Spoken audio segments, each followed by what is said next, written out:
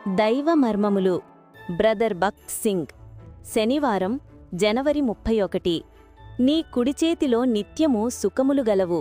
కీర్తనలు 16:11. ప్రభువు నిత్యత్వము నుండి మన యొద్ద ఏమి పొందవలనని వేచియున్నాడో అది ఆయన పొందువరకు ఊరకొండడు. శక్తిగలిగిన పరిశుద్ధుడైన దేవుడు నిర్మలమైన స్వచ్ఛమైన తన సొంత నీతిని నీకివ్వగోరుచున్నాడు. పరలోకపు దేవదూతల ఎదుట మనలను నిష్కలంకులుగా నిలవబెట్టగోరుచున్నాడు. నీకు ఆయన దయచేయు నీతి ఎంతయు నిష్కలంకమైనది.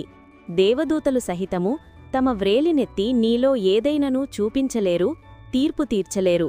అటువంటి నీతిని నీవు పొందియున్నావా, లేక మరి దేనియందైనను నీవు నమ్మికయుంచుచున్నావా? మెట్టుకు ప్రభువైన యేసుక్రీస్తును ధరించుకొనినవారై శరీరేచ్ఛలను నెరవేర్చుకొనుటకు శరీరము విషయమై ఆలోచన చేసికొనకుడి. రోమా 13:14.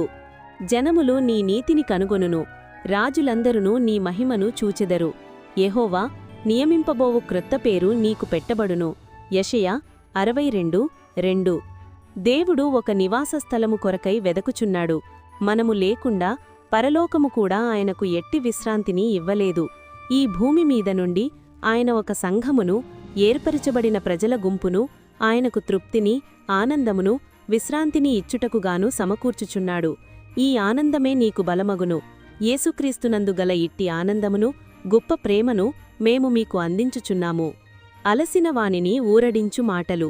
మన ప్రభువును రక్షకుడునైన యేసుక్రీస్తు అనుగ్రహించు కృపయందును జ్ఞానమందును అభివృద్ధి పొందుడి.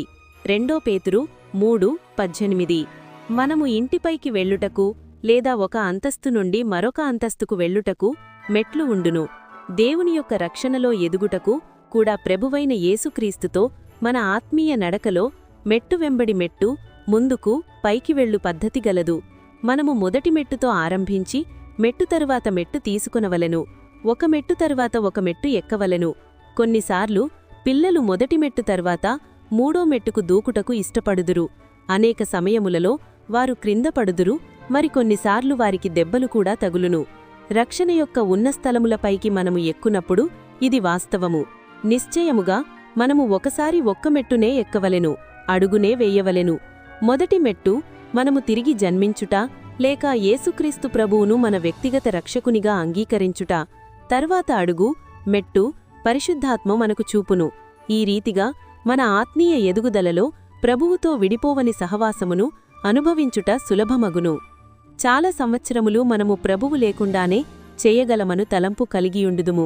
మన సొంత తెలివి, జ్ఞానము, వివేకము ద్వారా మన జీవితమును కొనసాగించగలమను నిశ్చయతను కలిగియుండుదుము. అనేక విషయములలో మనము ప్రభువుకు మొర్రపెట్టవలనను తలంపు ఎన్నడునూ కలిగియుండుము. కావున ఘోర పతనములతో ముగించుదుము. అప్పటికప్పుడే దేవుడు మనలను పట్టుకొంటేనే తప్ప లేని ఎడల మనము సంపూర్ణముగా నాశనమగుదుము అని గ్రహించుదుము. మరియు ఈ లోకములో గాని రాబోవు లోకములో గాని ఎలాంటి నిరీక్షణ ఉండదు. ఈ రీతిగా కొంత దుఃఖ పరిస్థితి లేదా మరి ఏదైనా తీవ్రమైన అనారోగ్యము, దరిద్రత, లేక ఏ ఒక్కరునూ వారికి సహాయము చేయలేని నిస్సహాయ పరిస్థితి, లేక మానవ ఆదరణ అంతయు వారి ఎడల తప్పిపోయినప్పుడు జీవితంలో బాహ్యముగా గాని అంతరంగికముగా గాని గొప్ప నిరాశను, లేక వారిని పాపము యొక్క ఏలుబడి నుండి ఏ ఒక్కరునూ విడిపించలేని పరిస్థితిని బట్టి కొందరు మొదటి అడుగు తీసుకొందురు. నిజముగానే దేవుడు మన నిస్సహాయ పరిస్థితిని, అసమర్థతను మనకు చూపుటకు మరియు సహాయము, విడుదల కొరకు ఆయనకు మొర్రపెట్టుటకు నేర్పును. మనము రక్షణ కొరకు ఆయనకు మొర్రపెట్టినప్పుడు ఆయన మనకు జవాబిచ్చును మరియు ఆయన మనకు వ్యక్తిగతంగా వాస్తవంగా నగును.